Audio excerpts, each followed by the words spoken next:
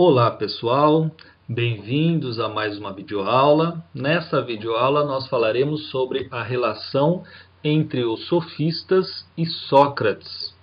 Nós tivemos uma aula sobre os sofistas, tivemos duas aulas sobre o Sócrates e agora essa terceira aula, ou essa quarta aula, ela tem a intenção de fechar essa relação existente entre os dois, né, entre sofistas e Sócrates, e mais do que isso, servir de ponte para o pensamento platônico. Afinal de contas, como nós veremos com mais calma nas aulas sobre o Platão ele só começa a fazer filosofia, ele só se torna o Platão tal como nós conhecemos hoje, depois da morte de Sócrates. Bom, então vamos lá.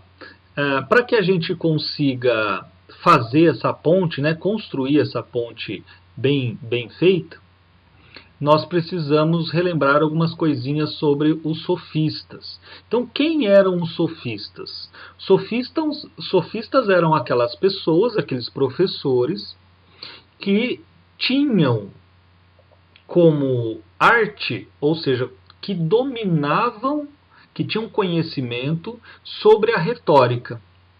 E o que era a retórica? A retórica é a arte de falar bem, a arte de convencer as pessoas, a arte da persuasão. Não por acaso, os sofistas eles se instalaram em Atenas.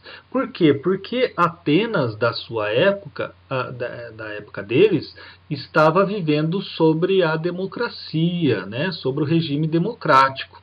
Então, esse regime democrático permitia que os cidadãos fossem à praça pública e que se manifestassem as suas ideias, as suas visões de mundo.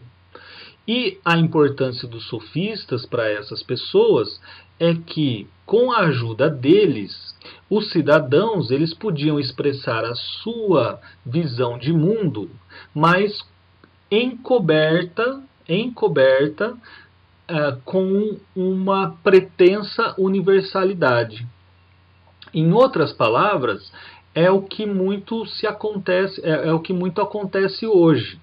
Ou seja, aquela pessoa que consegue se expressar bem, aquela pessoa que consegue falar bem, aquelas pessoas que têm retórica, elas conseguem convencer as outras pessoas de uma posição que, na verdade, é uma posição particular, é uma preferência do sujeito, mas que, aos ouvidos dos outros, parece ser boa de se levar em consideração, né? Os outros a consideram como verdadeiras.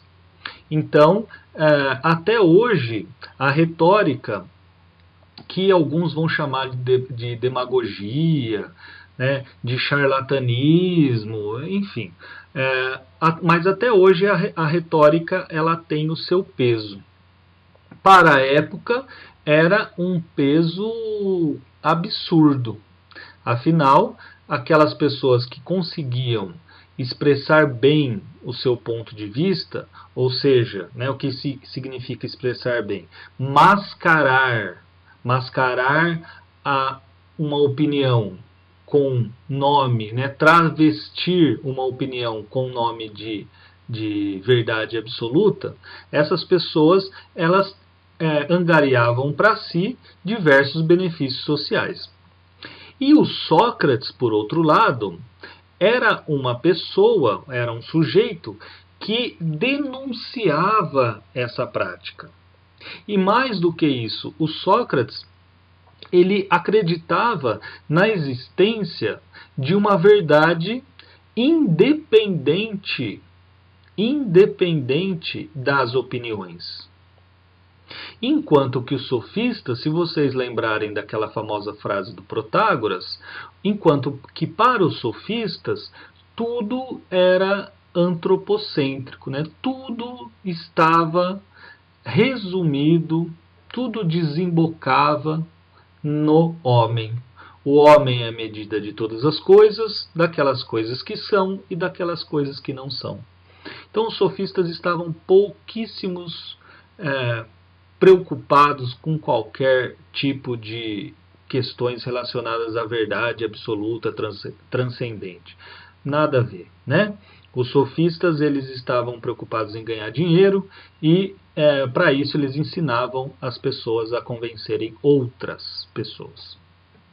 Bom, na contramão, então, desse movimento relativista sobre o conhecimento, estava Sócrates e a sua impertinência com relação às pessoas. Né? Sócrates e os seus adeptos, eles saíam às ruas e perguntavam para as pessoas as definições das coisas, como nós vimos, sempre na intenção de provocar naquele que escutava um certo constrangimento, no sentido de propiciar, na esperança, melhor dizendo, que esse constrangimento propiciasse a pessoa que sentia tal constrangimento um impulso para atingir a verdade, um impulso para buscar pela verdade,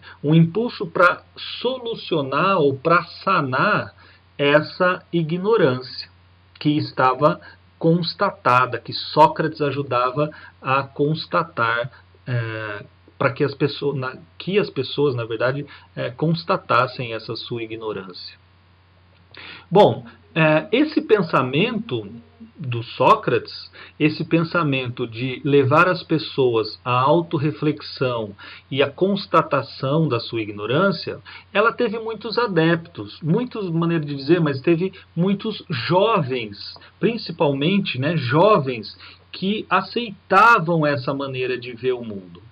E nessa perspectiva, esses jovens, juntamente com Sócrates, começaram a questionar propriamente o status quo. Né? Ou o que isso significa? Eles começaram a questionar a própria organização social, mostrar para as outras pessoas que os cidadãos atenienses, eles mentiam, né? Eles falavam em nome de uma certa universalidade, eles falavam apenas as suas opiniões.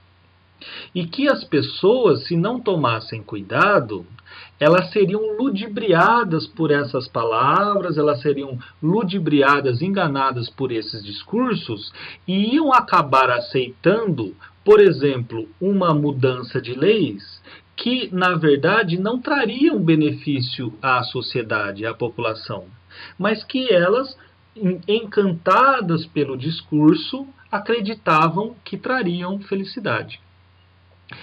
Então, você imagina que existe, de um lado, os poderosos atenienses, os cidadãos atenienses, e de outro você tem livres pensadores, questionadores, na sua maior parte jovens, questionadores da ordem dada, da ordem estabelecida. Esse embate provocou provocou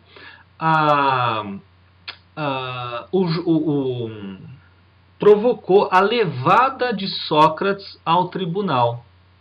Né? Sócrates, foi dado a Sócrates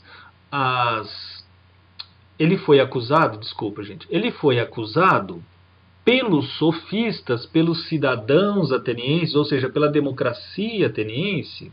Ele foi acusado de corromper os jovens e de impiedade.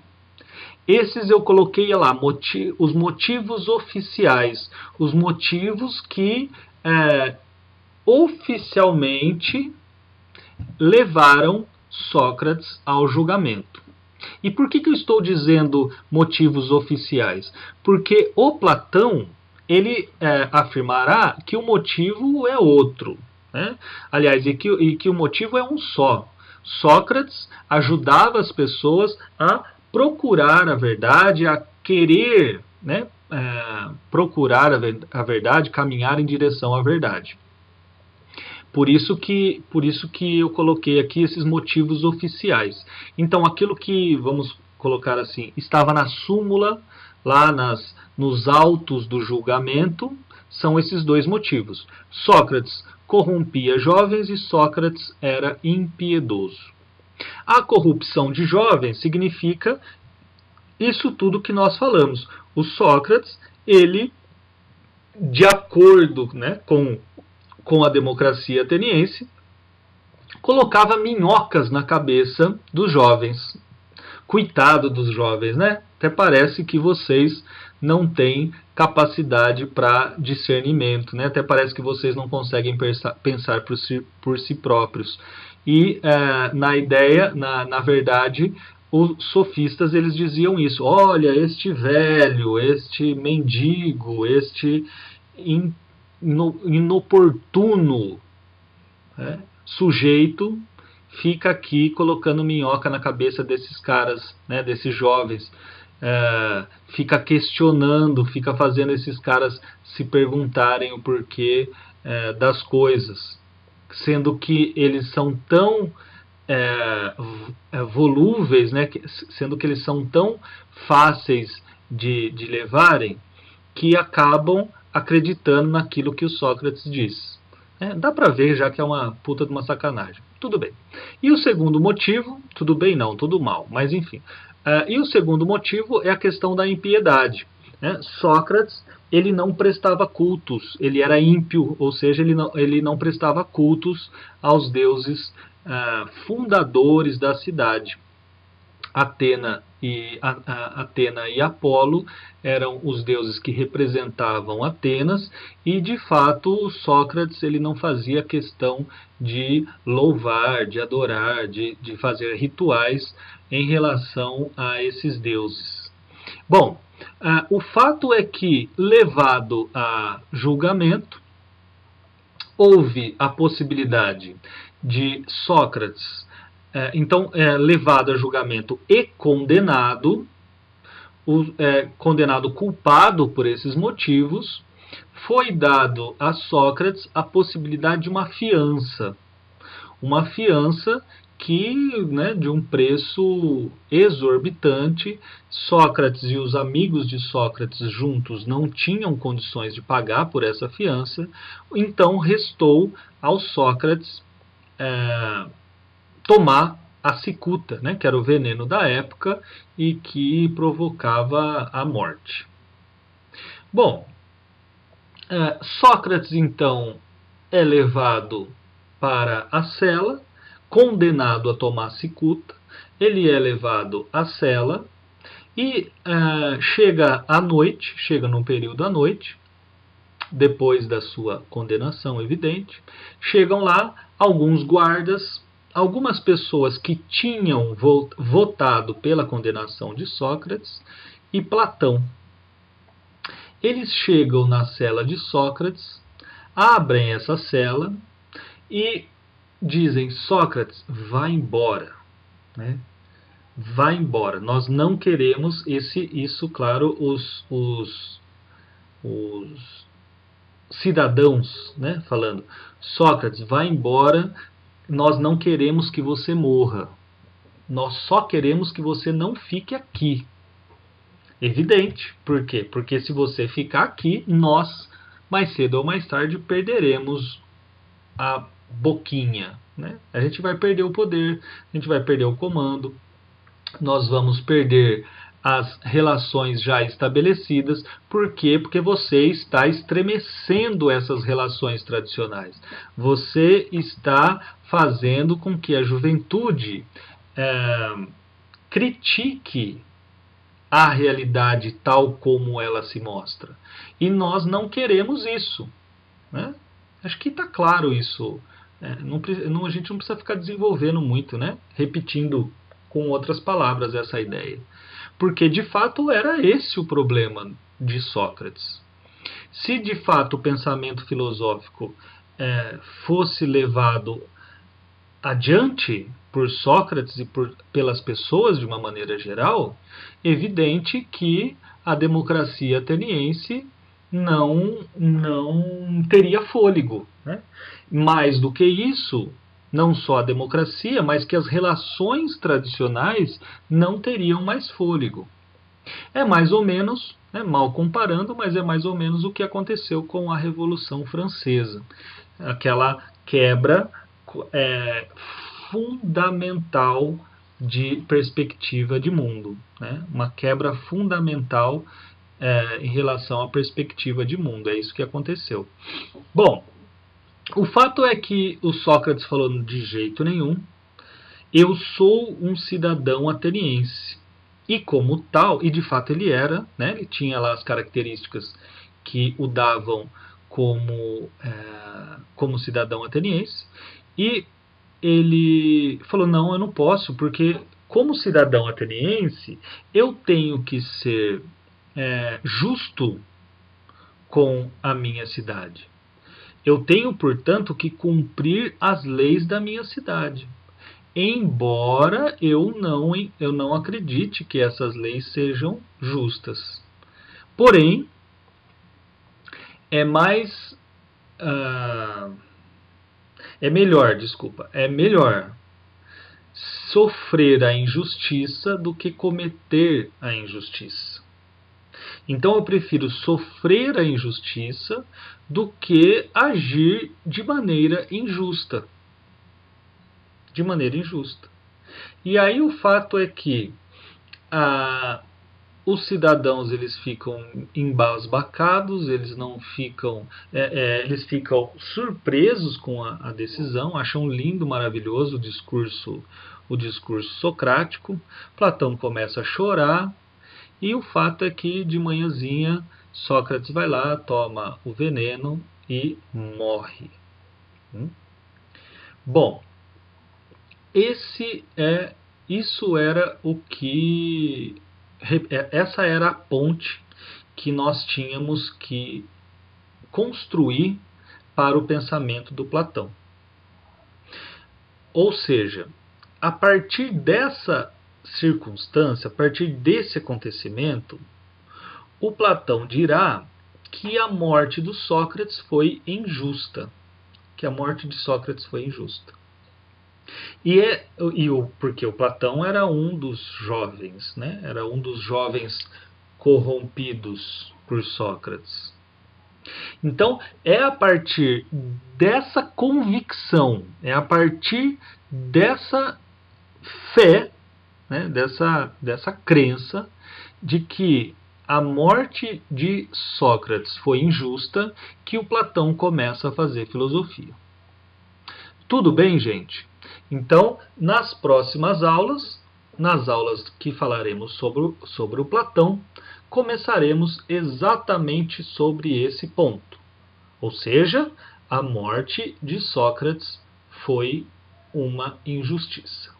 Tudo bem? Valeu, gente. Muito obrigado e até a próxima.